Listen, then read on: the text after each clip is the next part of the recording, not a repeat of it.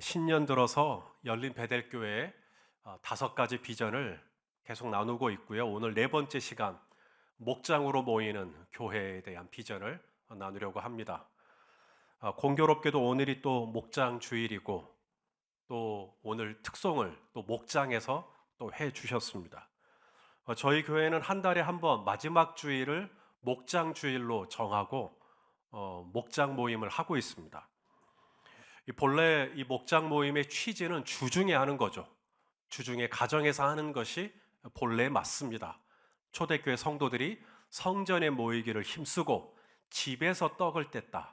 그 전통을 가지고 가정에서 하는 게 맞습니다. 그런데 이제 목장원들 수가 워낙에 많다 보니 가정에서 다 할 수가 없어서 이제 교회로 오셔서 목장 모임을 하는 경우가 왕왕 있습니다. 저희가 한 달에 한 번 목장 주일을 정하고 목장 모임을 하는 이유는 주중에 목장 모임을 할 수 없는 분들을 배려하기 때문입니다. 우리 성도님들 중에는 주중에 목장 모임을 해서는 도무지 시간을 낼 수 없는 분들이 계십니다. 직장의 상황이라든지 사업적인 부분이라든지 아니면 멀리 지방으로 나가 계신다든지, 그래서 이 주중에 목장 모임을 하고 싶어도 목장 모임은 너무 하고 싶지만 할 수 없는 형편에 있는 우리 목장원들을 배려해서 한 달에 한 번 목장 주일을 정하고 이제 이분들이 목장 모임 안에 들어와서 목장 모임의 즐거움, 목장 모임의 유익, 목장 모임의 축복을 경험할 수 있도록 저희가 해드리는 겁니다. 저희가 지금 이렇게 주일날 많은 지금 우리 성도님들이 모여 있죠. 이걸 대그룹이라 그래요. 대그룹.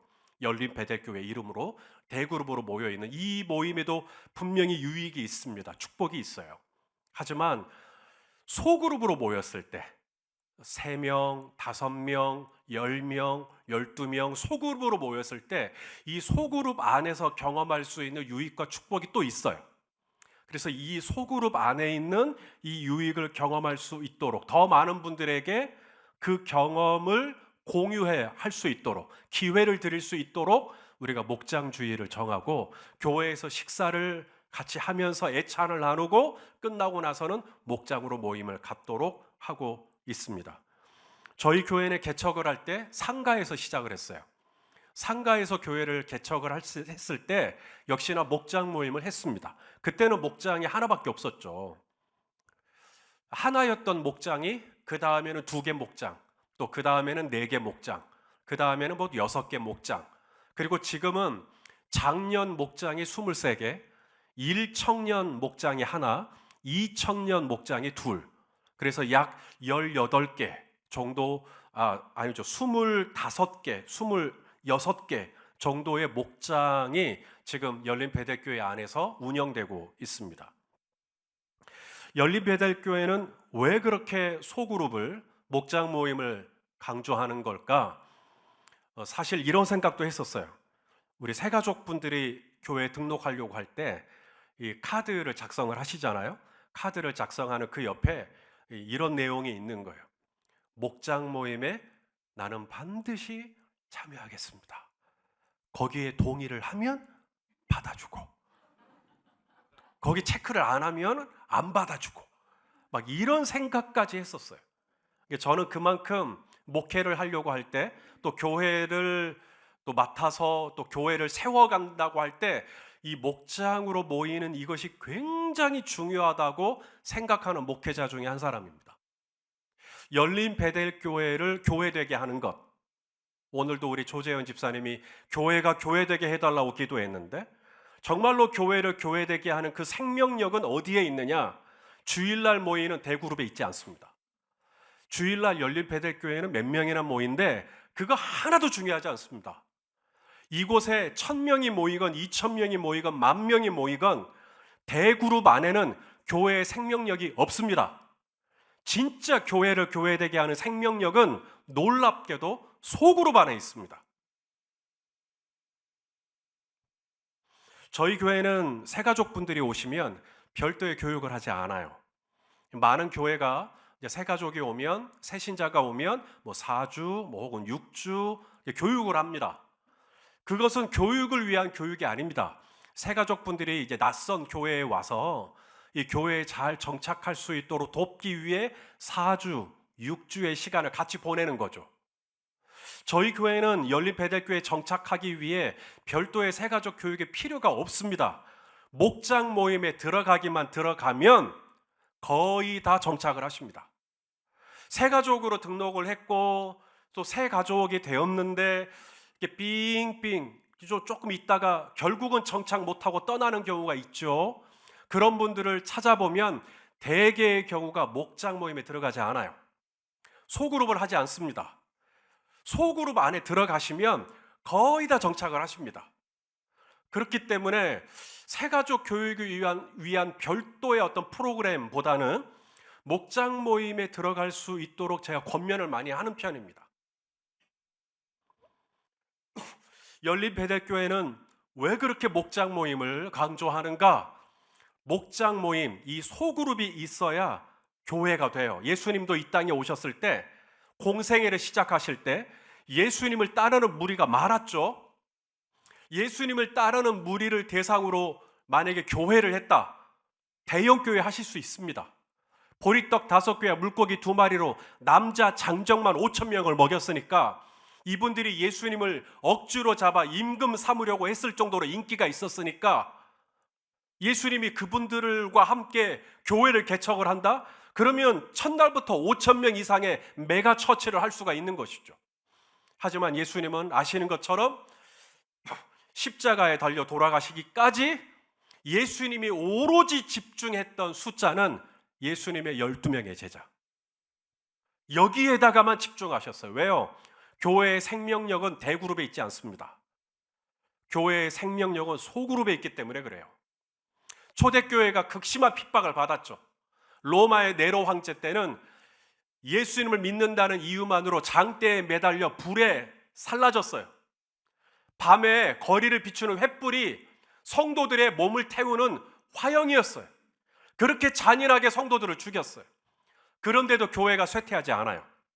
오히려 로마를 전복시켰죠.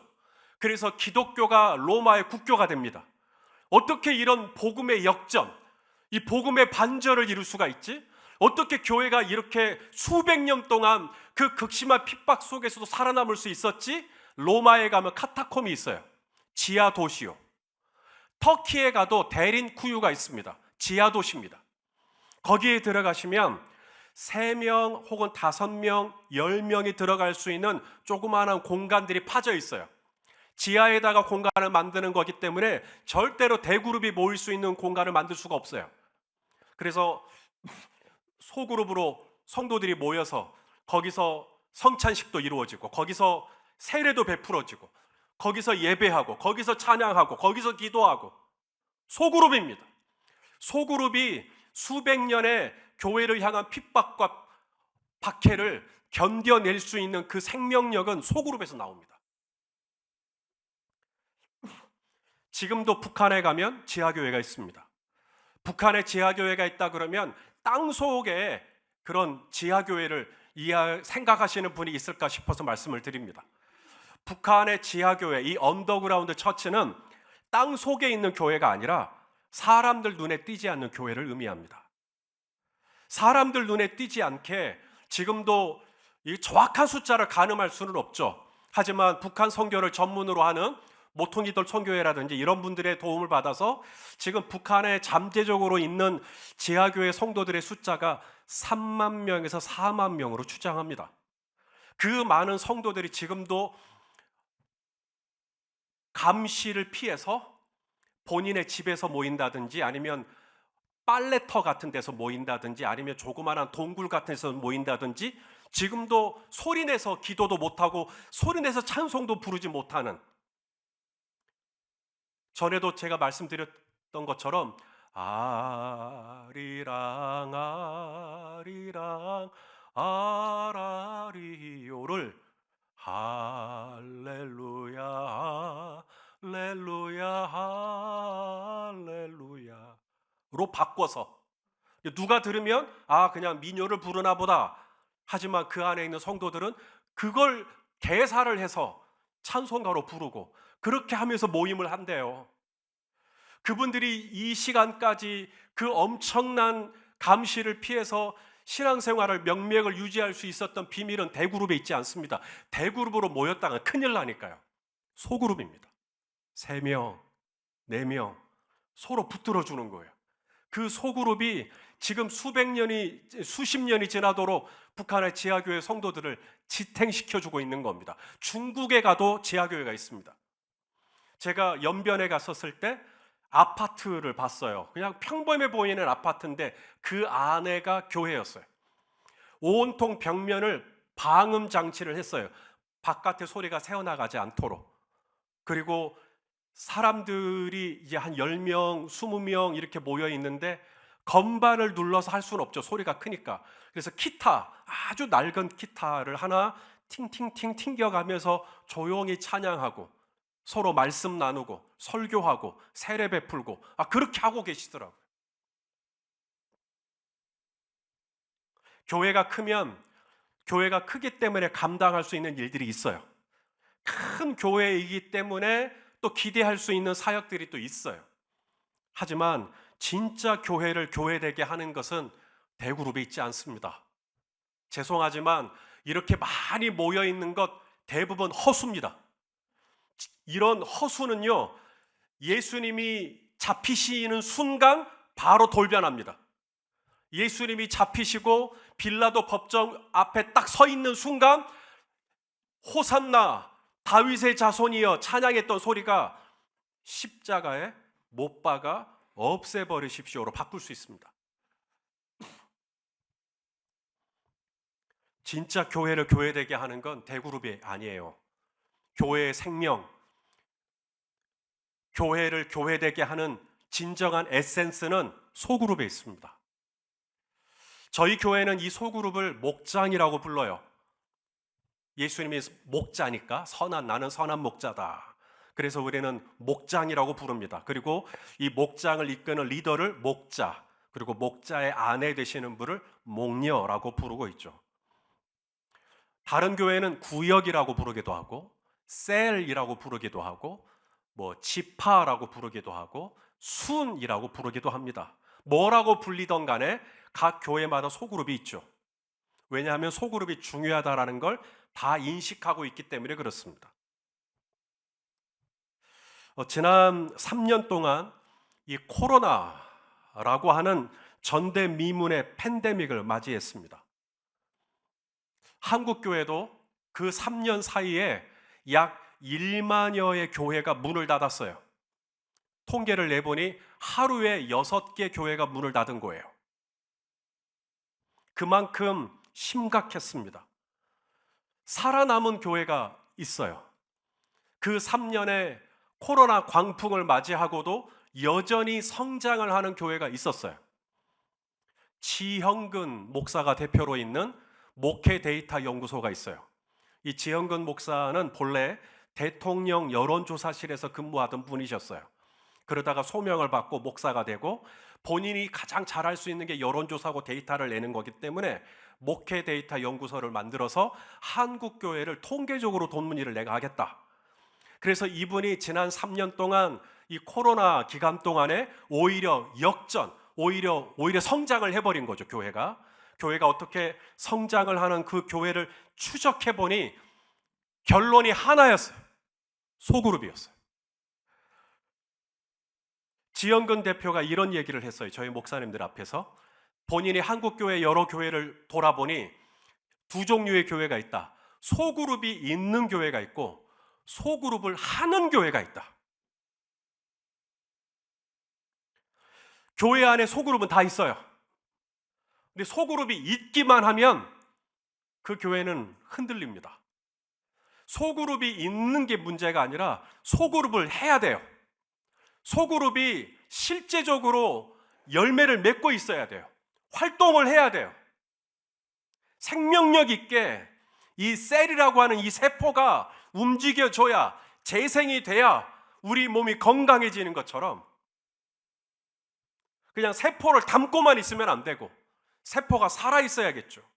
소그룹이 있기만 하면 안 되고 소그룹이 소그룹으로서의 활동을 하는 것입니다. 코로나 중에도 대면에서 볼 수 없으면 온라인으로라도 만나는 거고, 한 달 내내 못 만나면은 뭐 자주 1년에 한 번이라도 만나려고 하는 것이고, 어찌하든지 소그룹 활동을 할 때 그 교회는 유지될 수가 있었고 오히려 성장할 수 있었다라고 말하는 것입니다. 이처럼 성경이 증명하고 있고 교회의 역사가 증명하고 있고 전통이 증명하고 있는 것 하나, 그것은 바로 소그룹이 이 목장 모임을 교회를 교회되게 한다는 거예요. 그래서 열린 베델교회는 지난 20년 동안 이 목장 모임을 강조하고 지금까지 한 번도 목장 모임을 멈춘 적이 없었던 겁니다. 또 하나가 있어요. 왜 열린 베델교회는 목장 모임을 강조하나?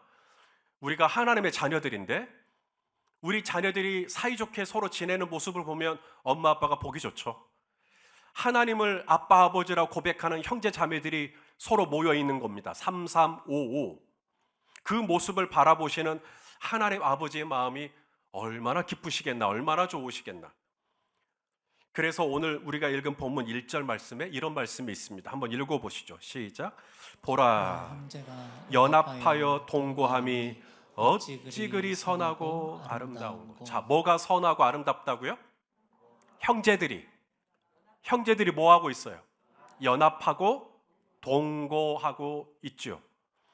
이 동거 자체가 선하고 아름답다라는 거 아닙니다. 동거 자체가 선하고 아름다운 게 아니라 동거 앞에 뭐가 있죠? 연합이요. 연합하여 동거를 하는 것이죠.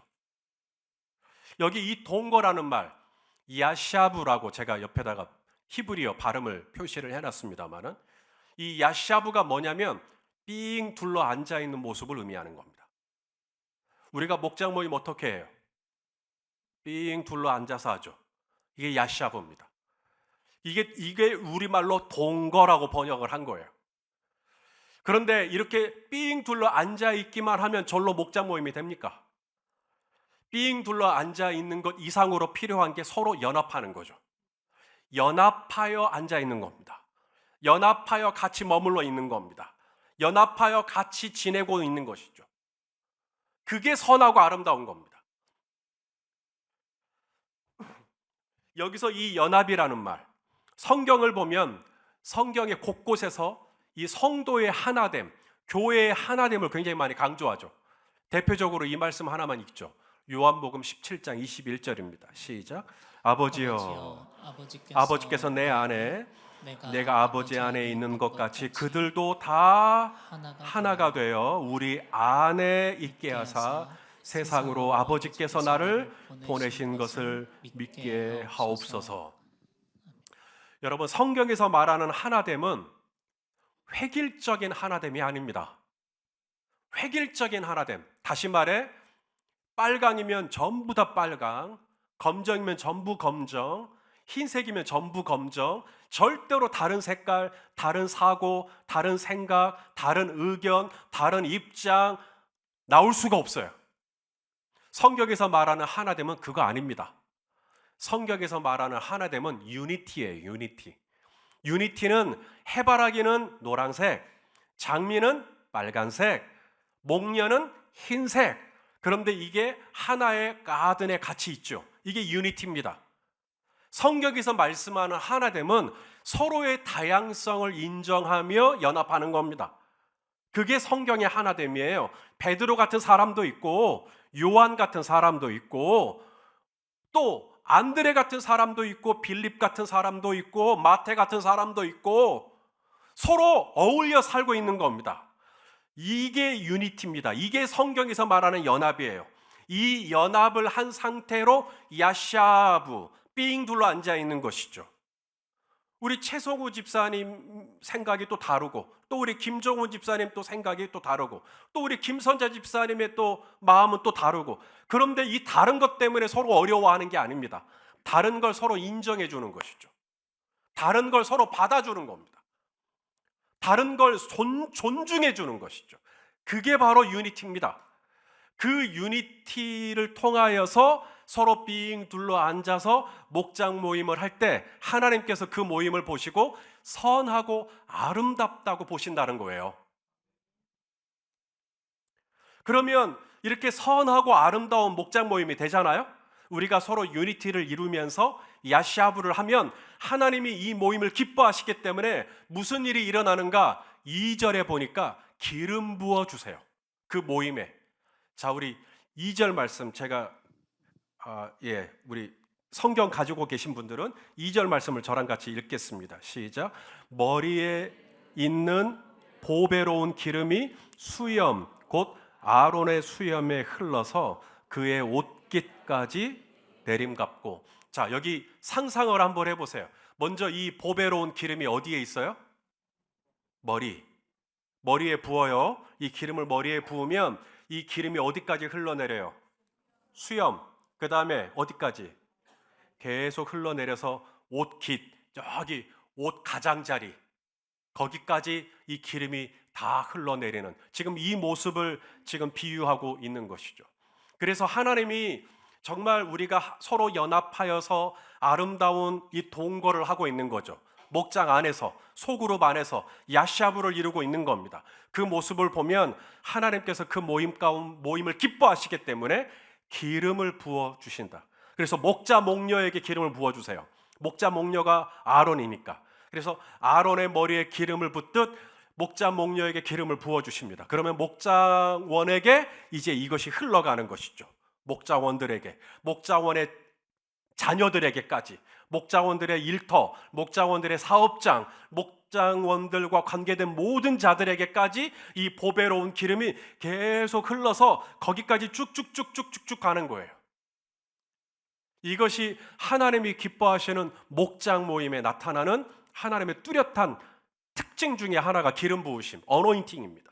저는 우리 예수님께서 너희가 한 200명에서 300명 정도 모이면 내가 그들 가운데 함께 하겠다라고 말씀하지 않아서 얼마나 감사한지 몰라요. 만일에 그랬다면 한국교회의 80% 이상은 좌절합니다. 전체 한국교회의 80% 이상이 연 예산이 3천만 원도 채 되지 않는 미자립 교회가 80% 이상이에요. 200명, 300명에게만 내가 임재하겠다라고 하면 그분들은 어떻게 목회를 하란 얘기예요. 지금도 많은 목사님들이 정말 녹록치 않은 환경에서도 포기하지 아니하고 여전히 목회를 유지하고 있는 이유가 뭔지 아시겠습니까? 하나님의 기름 부으심이 대그룹에만 있지 않고 최소가 2명이에요. 최소가 2명, 두세 사람이, 우리 마태복음 18장 20절 읽어보겠습니다. 시작. 두세 사람이 내 이름으로 모인 곳에는 나도 그들 중에 있느니라. 저는 아내와 함께 아침부터 늦은 저녁까지 얼마든지 시간을 보낼 수 있습니다.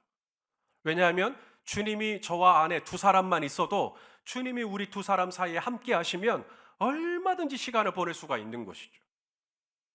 우리 2명이 있어도 좋은데 만약에 거기에 우리 박건능 집사님이 들어오신다. 웰컴이죠. 또 우리 강병국 집사님 들어오신다. 웰컴입니다. 얼마든지 우리가 소그룹으로 모였다 할지라도 하나님은 기름 부어 주신다는 거예요. 여러분, 이 기름 부으심이 굉장히 중요합니다. 예수님의 이름이 그리스도예요.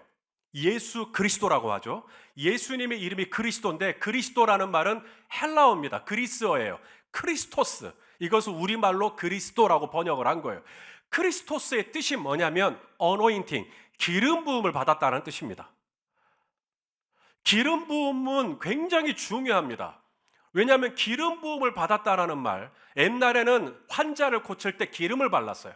그래서 기름 부음에는 치유가 나타나요. 또한 불을 밝히려면 기름이 필요했어요. 그래서 기름 부음이 나타나면 어둠이 떠납니다. 기름 부음은 대제사장과 선지자와 왕만 머리에 기름 부음을 받아요. 그래서 기름 부음이 임할 때 하나님의 자녀된 권세가 나타나기 시작해요. 그래서 예수님의 사역의 원천, 예수님이 이 땅에 계시는 동안 많은 선한 일을 행하고 귀신을 쫓아낼 수 있었던 것 전부 다 기름 부으심 때문입니다. 우리 사도행전 우리 10장 38절을 같이 읽겠습니다. 시작. 하나님이 나사렛 예수에게 성령과 능력을 기름 붓듯 하셨음에 그가 두루 다니시며 뭐하죠? 선한 일을 행하시고 마귀에게 눌린 모든 사람을 고치셨으니 이는 하나님이 함께 하셨습니다. 자, 이 모든 능력이 나타날 수 있었던 비밀이 어디에 있냐면 성령과 능력을 뭐 하셨어요? 기름 부어 주신 겁니다. 근데 이 기름 부음, 이 보배로운 기름이 어디에 있냐면 형제가 연합하여 야샤브를 하고 있는 거예요. 거기에다가 하나님이 기름을 부어주시겠다는 거예요. 두 사람도 괜찮아요. 세 사람도 괜찮아요. 네 사람도 괜찮아요. 소수여도 괜찮아요. 땅굴을 파고 그 조그마한 공간에서 몇 사람이 서로 이렇게 포개면서 있어도 괜찮아요. 하나님은 형제가 연합하여 동거할 때, 두세 사람이 내 이름으로 모일 때 아론의 머리에 기름을 붓듯 이 수염으로부터 옷깃에 이르기까지 성령과 능력을 기름 부어 주시겠다고 약속하셨습니다. 그래서 우리가 소그룹으로 모일 때 뭐가 좋으냐? 소그룹으로 모이잖아요. 우리가 소그룹으로 모여서 서로 유니티, 서로 인정해주고 배려해주고 서로 하나가 되고 이렇게 될 때 하나님은 그 모임을 기뻐해서 기름을 부어주세요. 그래서 성령의 능력과 성령의 기름 부으심이 나타나면 여러분의 몸에 약한 것들이 고침을 받는다고 성경은 말씀하며 여러분 안에 있던 모든 우울하고 어두웠던 것들이 밝은 빛으로 바뀐다고 성경은 말씀하며 여러분 안에 삶에 있었던 모든 복잡한 문제들이 하나님께서 선한 것으로 바꾸어 주시는 이 놀라운 역설의 은혜가 어디에 있는가? 바로 소그룹에 있습니다. 그래서 우리는 이 소그룹을 포기할 수가 없는 거예요. 하나님이 이걸 너무 기뻐하세요. 그리고 여기에 기름을 부어주세요. 하나가 또 있어요. 왜 그렇게 우리가 소그룹을 중요하게 여기는가? 자, 오늘 본문 3절 말씀 한번 읽어보죠. 시작. 헐몬의 이슬이 시온의 산들에 내림 같도다. 거기서 여호와께서 복을 명령하셨나니 곧 영생이로다. 아멘. 자, 헐몬의 이슬이 어디에 있어요? 시온의 산들의 내림 같도다. 이건 굉장히 어울리지 않는, 말이 안 되는 이야기입니다. 왜냐하면 헐몬은 이스라엘 최북단에 있어요. 이스라엘이라고 하는 나라가 있으면 제일 꼭지, 제일 꼭대기, 거기에 헐몬산이 있어요. 그래서 헐몬산은 해발 2800m가 넘습니다. 그래서 만년설이 있죠. 그래서 서리가 내리는 거예요. 이슬이 내리는 거예요. 반면에 시온산은 저 남쪽에 있습니다. 예루살렘 도시가 있는 곳, 바로 그곳이 시온산이에요.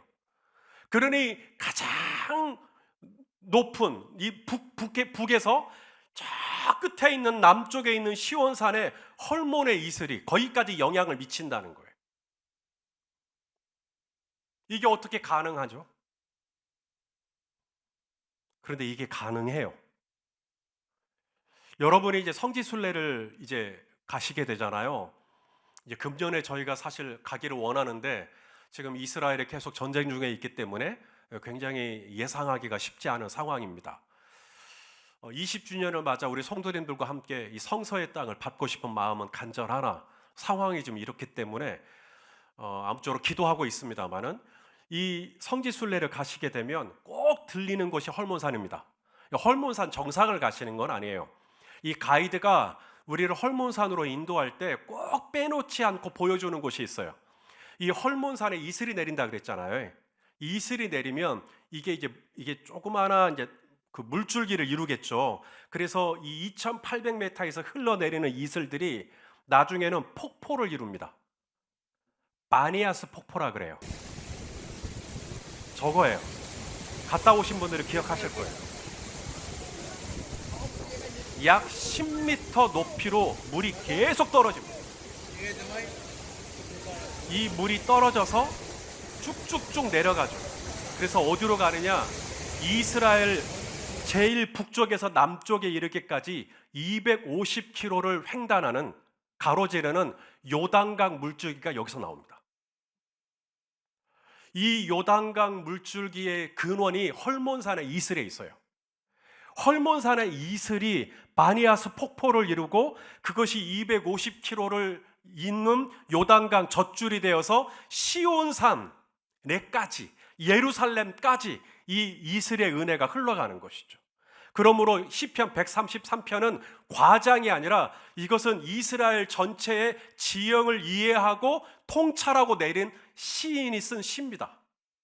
헐몬의 이슬이 정말로 시온 산에까지 영향을 줘요. 여러분, 이게 헐몬산 이슬이 가지고 있는 능력입니다. 여러분, 우리가 만일에 산에 올라가서 이슬을 맞았다. 그러면 이슬을 맞을 때 어떤 느낌이 들죠? 이게 이슬을 맞을 때마다 막 갑자기 막 머리털이 쭈뼛쭈뼛 서고 막 온몸이 감전된 듯한 막 그런 느낌은 아닐 겁니다. 우리가 이제 목장 모임을 하죠. 우리가 목장 모임에 참여하면 어쩌면 목장 모임을 한 번도 안 하셨다가 오늘 목장 주일이니까 목장 모임을 하시게 된다면, 또 새가족분들 중에는 목장 모임을 처음 하시는 분들도 있겠죠. 그러면 목장 모임이 여러분이 생각했던 것만큼 막 그렇게 좋지는 않을 수도 있어요. 뭐요 이게 목장 모임이? 재미 하나도 없구만. 뭐 손목사님이 뭐 목장 모임 가기만 가면 멋진다고 수은 뻥이었구만. 열린 베델교회 목장 모임 못 쓰겠다. 야, 다 다음에 안 할란다. 어쩌면 그러실 수 있어요. 왜냐하면 이슬이기 때문에 그래요. 여러분이 목장 모임에 가서 무슨 장대비처럼 막 소낙비를 기대하신다면 그건 열린 베델교회 목장에서 제공해 줄 수가 없습니다. 성경에서 말씀하는 성도의 연합과 동거에 내려지는 하나님의 은혜는 이슬과도 같아요. 마치 이슬을 맞았는데 이슬이 아무런 느낌이 들지 않죠. 첫날 모였고 둘째 날 모였고 세 번째 모이고 네 번째 모이고 이슬이 쌓입니다. 그러면 나중에 어떻게 된다고요? 이게 바니아스 폭포를 이뤄요. 이 아무것도 아닌 것 같고 별로 감동이 없는 것 같은 목장 모임인데, 이 목장 모임을 계속 하시잖아요. 그 마라나타 목장처럼 어느 날 특송을 하고 있어요. 아니, 이것이 목자 목녀가 열심히 있어가지고 목자원들을 막 갈궈가지고 막 우리 특송해야 된다고 그렇게 몰아붙여서 그런 얼굴들이 아니셨잖아요, 적어도. 그러니까 이 이슬 같은 은혜지만 이 목장 모임에 참여하고 목장 모임에 스며들고 하면서 이게 바니아스 폭포를 이루고 나중에는 250km를 잇는 요단강 물줄기를 이루고, 그래서 저 시온산에 있는 나의 가정, 저기 시온산에 있는 내 자녀와의 관계, 저기 시온산에 있는 내 사업장까지도 이 하나님의 은혜의 물줄기가 흘러가는 것을 믿으실 수 있기를 바라요. 이것이 목장 모임의 축복입니다. 여러분이 목장 모임을 참여하고 사울이 바울되는 이런 걸 경험하는 경우는 극히 드물 겁니다. 어쩌면 오늘 우리가 경험하는 목장 모임은 헤르몬산의 이 이슬과도 같은 경험일 수도 있어요. 하지만 이것을 절대로 얕잡아 보시면 안 됩니다. 이 헐몬의 이슬이 모여 10m 높이로 떨어지는 엄청난 양의 바니아스 폭포가 되어 저와 여러분의 삶을 충분히 적시고도 남음이 있는 하나님의 은혜의 때가 반드시 올 것임을 믿기 때문입니다. 사랑하시는 성도 여러분, 열린 베델교회는 목장으로 모이는 교회예요. 목장으로 모이는 교회인데 이 목장 모임이 완벽한 목장은 아니에요. 열린 베델교회 목장 모임 분명히 좋아요. 하지만 열린 베델교회 목장 모임은 완벽한 곳은 아닙니다. 그러나 분명히 말씀드릴 수 있는 한 가지, 우리가 목장으로 모이면 하나님은 그 모임을 분명히 좋아하십니다. 우리가 대그룹으로 이렇게 모여도 좋아하시지만 우리가 목장으로 모이면 우리가 모이는 것이 그냥 허술하죠. 그러나 하나님은 그걸 너무너무 좋아하셔요. 그리고 그 좋아하시니까 하나님이 그 모임에 기름 부어주세요. 그래서 목장이 함께 기도하잖아요. 그러면 엄청난 응답들이 쏟아집니다. 여러분 혼자 기도할 때 도무지 응답되지 않았던 수년 동안의 문제가 목장이 함께 기도할 때 수개월 나에 응답됐다는 그런 간증은 저 한두 번 듣는 게 아닙니다. 왜냐하면 기름 부으심이 있기 때문에 그래요. 분명히 몸이 너무 아팠는데 목장 모임을 하고 났더니 하나님의 몸을 가뿐하게 해주셨다는 그런 고백들도 엄청 많이 듣습니다. 그게 어떻게 가능하느냐? 기름 부으심이 있으니까요. 뿐만 아니라 이 목장 모임을 통해 내가 바뀌어요. 시온산인 나에게까지 이 hormon의 이슬이 떨어져서 나의 삶을, 나의 가치관을, 나의 사고를, 나의 습관을 하나님의 나를 막 바꿔요. 여러분, 어디서 내가 바뀌는 이 변화의 축복을 경험하겠어요? 이 세상 어느 동호회에서 그걸 준대요? 여러분, 나를 진짜 바꾸고 나를 새롭게 할 수 있는 비밀이 있어요. 그곳이 바로 소그룹입니다. 하나님은 마치 밭에 보화를 감추어 두듯이 이 소그룹 안에 우리 성도님들의 삶을 축복할 수 있는 온갖 비밀을 걷다 다 숨겨놨어요. 여러분, 소그룹 하세요. 목장으로 들어가세요. 거기에 참여해 보세요. 그 안에 무궁무진한 하나님 나라와 권세와 영광이 그 안에 담겨 있음을 경험하실 수 있게 되기를 축복합니다. 정말 이래도 안 하실랍니까? 이제는 진짜 다 목장 모임 하시고 목장 모임이 주는 이 영적인 축복을 여러분의 시온산에까지도 다 누리실 수 있기를 주님의 이름으로 축원합니다. 기도하시겠습니다.